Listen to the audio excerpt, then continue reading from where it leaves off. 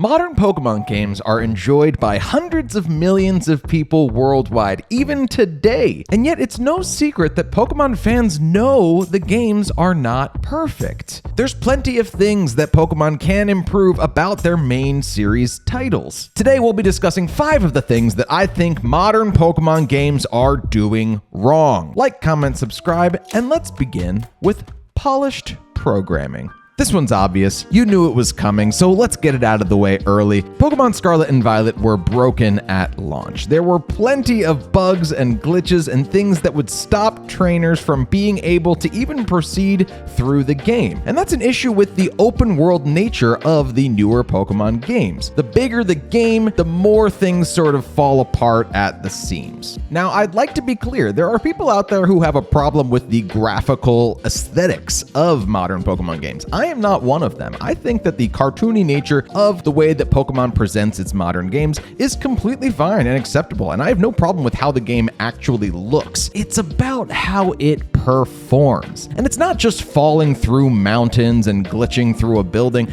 I'm talking about the menus, man. When you're trying to just navigate through menus while sorting your boxes, organizing things, just trying to get on the freaking ranked ladder, there's so much lagging that when you play the game as much as I do, it all adds up. I feel like I've lost a year of my life just waiting for the screen to transition to the page I'm trying to navigate to. Of course, this is unacceptable, but the modern nature of how video games are launched and the ability to patch them afterwards sort of gives these gaming companies permission to slap a band-aid on something they know is broken at launch instead of just launching the game later. It's not unique to Pokemon, but what makes this hurt even more is seeing all the other franchises out there having their games play and look better than Pokemon Scarlet and Violet still don't play and look. The way it played at launch, really bad. The way it plays now, still not great. We gotta do better on this one, Pokemon.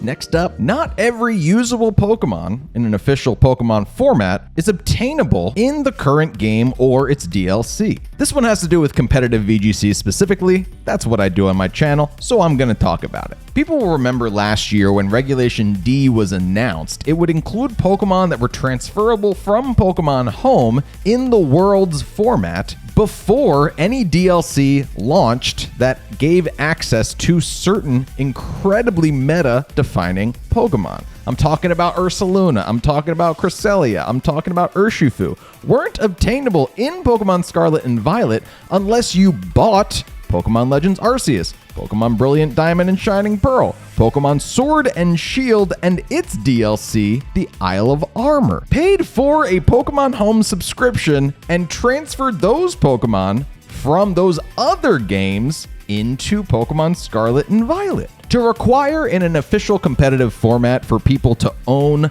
other games, other $60 games, and their $30 DLC is a little bit shady, a little bit capitalist, a little bit greedy, okay? And when I say a little bit, I mean a lot, obviously. It forces those who are interested in competitive Pokemon, especially those who already qualified for Worlds that year, to go back and buy previous games they didn't have. Legends Arceus being a standout because that wasn't a competitive Pokemon game. They had to go buy that game, which is a narrative-driven single-player Pokemon game, play through it, catch certain Pokemon just so they could transfer it into Pokemon Scarlet and Violet if they wanted to use that Pokemon. And you had to use certain Pokemon on certain archetypes, or else you were far behind other people who did have the money and did have the time to play through those games. This one's a mess that did get a little bit fixed when they released the DLC for Scarlet and Violet. I'm talking about the Indigo Disc mostly, where suddenly all of these legendary Pokemon were attainable in Pokemon Scarlet and Violet. You no longer have to have Sword and Shield and the Isle of Armor DLC to get Urshifu, for example, but there are still Pokemon that are locked out through Pokemon Home. And for official competitions to insist upon trainers attaining their own Pokemon instead of trading for competitive Pokemon, this needs to be better. It needs to be fixed in the future.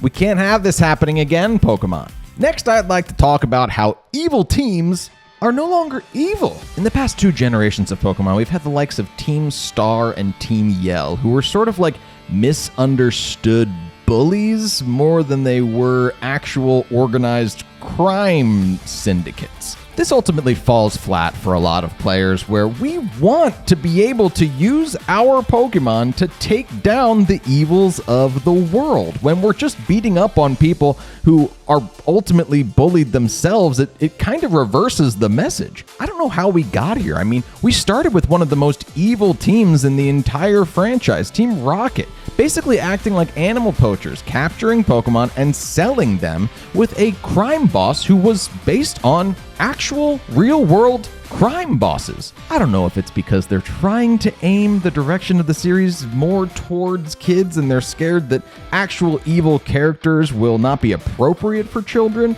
To me, you present evil characters, and then if you want to, you redeem them later in the post-game. I mean, we remember when Archie and Maxie returned to Mount Pyre in Gen 3 to apologize and return the orbs they stole. That's a good way of keeping it within the scope of what a child can understand without actually removing from the game an evil force for you, a force of good, to fight against. It feels good to beat baddies. Let me beat the baddies. So much of the game's plot does revolve around these evil teams, so when the evil team doesn't actually have good reasons to be evil or aren't really all that evil at all, it can cause the entire narrative to fall flat. Bring back the evil teams, bring back the evil characters. I want to love to hate them, and I want to beat them down with my little electric mouse. Is that too much to ask? Along those lines, let's move on to Pokemon Legendaries not being the center of the story. So often, modern Pokemon games want to revolve their stories and their narratives around characters and let us learn so much about the characters and friends that come along with us in the game that we barely know anything about the Legendaries by the time we reach them in the game. I'm looking at you, Sword and Shield. Eternatus was name-dropped a second before you fight it. And as much as I appreciate the character development, I feel like some of the effort that is put into developing these characters, these human characters, could be put into developing the personalities or the lore behind the legendaries that we bought the game for.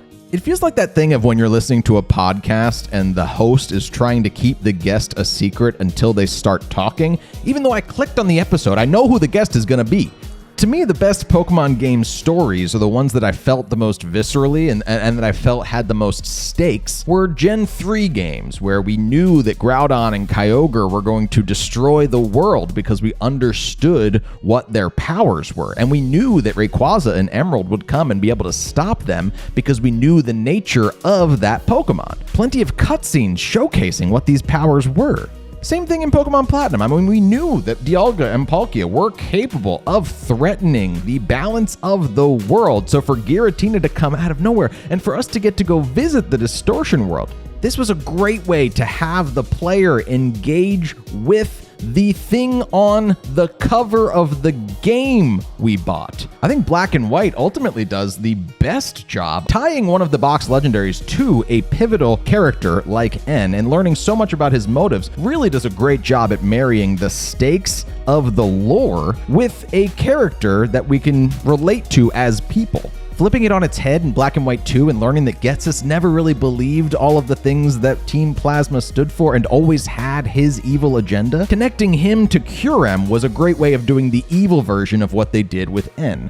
I also think there's probably a lot to say about the fact that the games do want to justify whatever the generational gimmick is and tie that into the storyline far more than they do the legendaries of the respective generation these days. I don't know, storylines in general are always going to be a question mark for Pokemon. They're not for everybody. Some people really, really enjoy them. For me, I just wish they had more to do with the legendaries instead of them being sort of an afterthought. Am I wrong?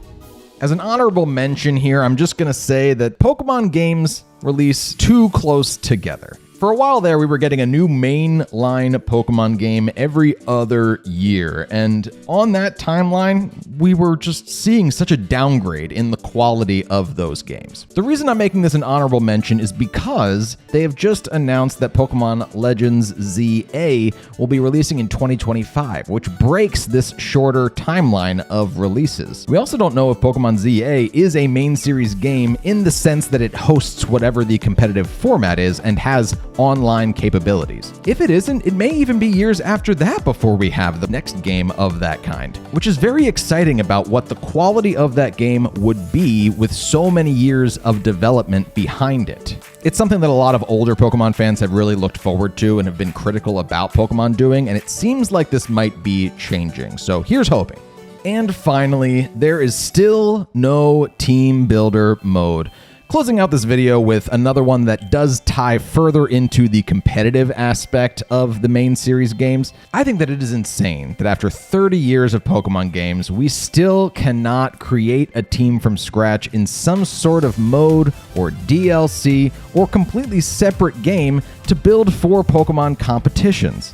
The idea that somebody has to build an entire team in-game, even if the team building tools have gotten quality of life improvements over the years, it still takes hours, especially if you're making new teams for every tournament you go to. Having a feature that allowed trainers to insert whatever Pokemon they wanted, all of its EVs and IVs, whatever gettable moves that it has that they want to have on the team, throw whatever item they want, without having to track all this stuff down and breed it in-game, it would bust the competitive scene wide open. This is the thing holding back Pokemon from being an actual esport, and the company would stand to make so much more money if they included this feature. From a business standpoint, you'd still have to pay the $60 for Pokemon Scarlet and Violet. You'd still have to pay the $30 for the DLC. You just wouldn't have to spend as much time before a tournament even starts to actually stand a chance in that tournament. Whenever somebody might be interested in VGC finds out that they have to buy the game and do all the things to get the legit Pokemon to compete in competitions,